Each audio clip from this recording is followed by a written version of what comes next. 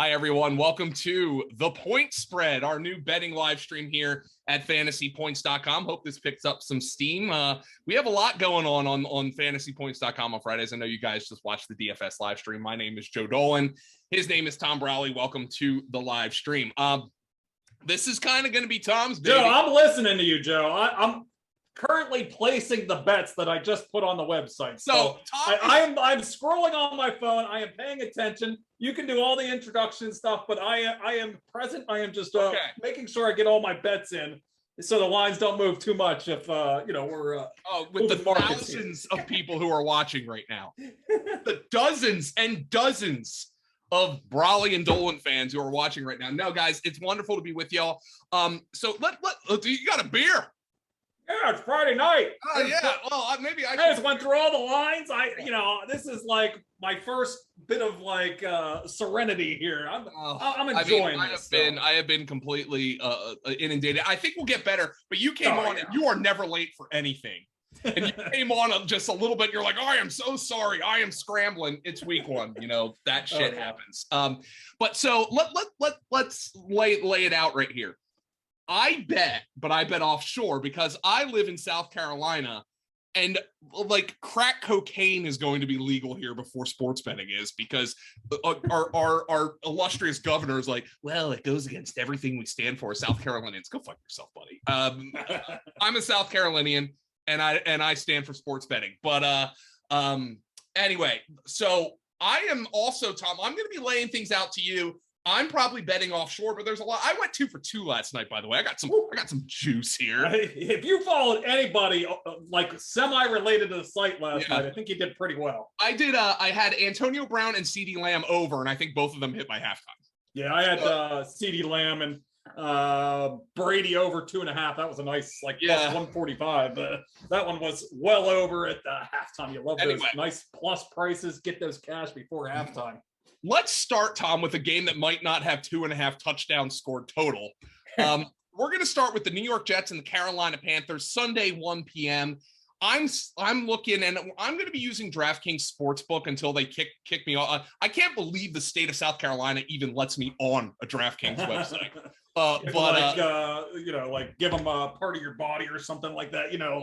You got to donate something or anyway, but I'm looking at DraftKings Sportsbook before my computer blows up. But Carolina, I'm looking, Tom, -4, over under a 45 in the revenge game for Sam Darnold, and Carolina laying the 4 at home. I don't know about you, Tom. I'm not going to the window with Sam Darnold in week 1, even against a bad Jets team. What's your read here with that? Yeah, I'm kind of kicking myself. Not that it's like a huge difference. It was up at 5.5, Tuesday, Wednesday. Yeah.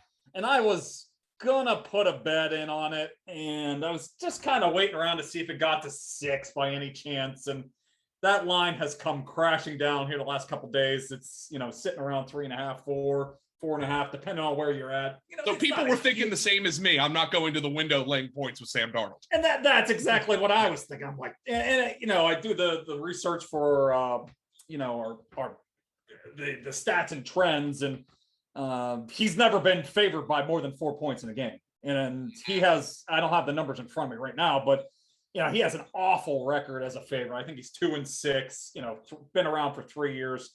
Has never been a favorite of more than 4 points. So, that line has come back down. So this will probably, I think it's going to settle at that 4-point range. But, I'm more inclined to go with the Jets here. Go with the bit of the unknown. Maybe Robert Saleh has, something up his sleeve here for Sam. Everybody in that building knows Sam Darnold too. They know his tendencies. They know where he wants to go with the ball.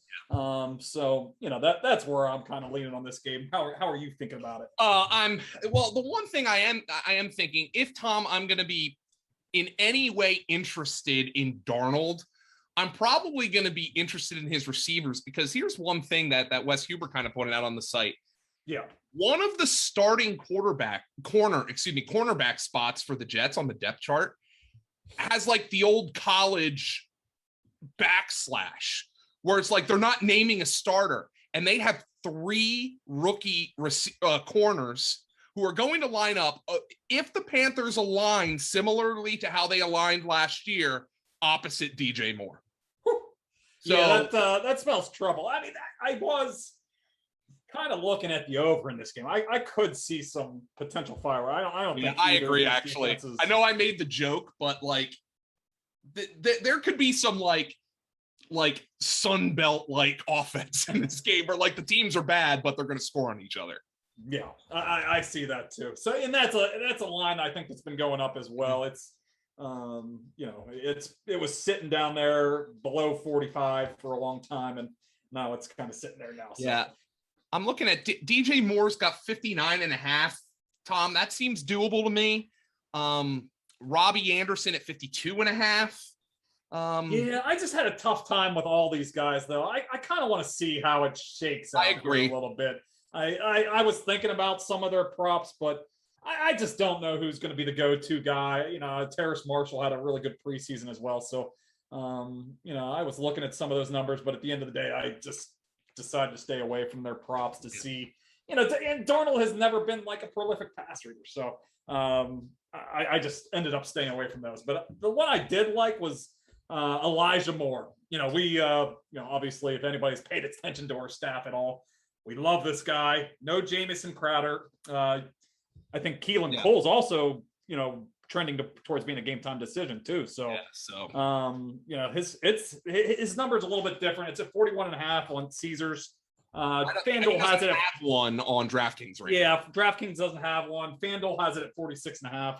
So, shop around on that. That's, 5 yards can be a big difference there. So, I do like that one though. I think he's going to be pretty active here. And, he did, but nobody got to see him in the preseason, but I think pretty good things are coming for him. Pittsburgh travels to Buffalo. Buffalo laying 6 in the hook at home, Toms. Bills, I mean, when's the last time Ben Roethlisberger was a touchdown underdog? I'm not really... this time last year. I can't remember what the spread was in that game. I might have it in my actual odds and trends, but they were... I don't think it was quite that big because that was kind of in the middle of the Pittsburgh downturn in the middle of last year, at the end of last year. I think they might have been 14 game. Yeah, I think they might have been 2 or 3 point underdogs in that game. 6.5, 48.5 the total here, Tom. These two teams played last year, as you had mentioned, and Buffalo really. I'm going to borrow a John Hansen line here. They stymied Pittsburgh. I mean, Chase Claypool didn't have it. I think Deontay Johnson had like. That was a Sunday night game, if you remember that, Joe. Deontay got off to a miserable start. He dropped like 2 or 3 of his first couple passes. Trey White was like, he was in his head. It was a miserable game, and Stephon Diggs owned Joe Hayden. He absolutely torched him all game in that one. So it was a 26-15 game, if I remember correctly. The Steelers obviously will have TJ Watt after. I'm sure you saw the dramatic report, Tom, that he stormed into the office and was like, "I'm getting this deal done," and he ignored his agents and he did get the biggest contract in NFL history for defense.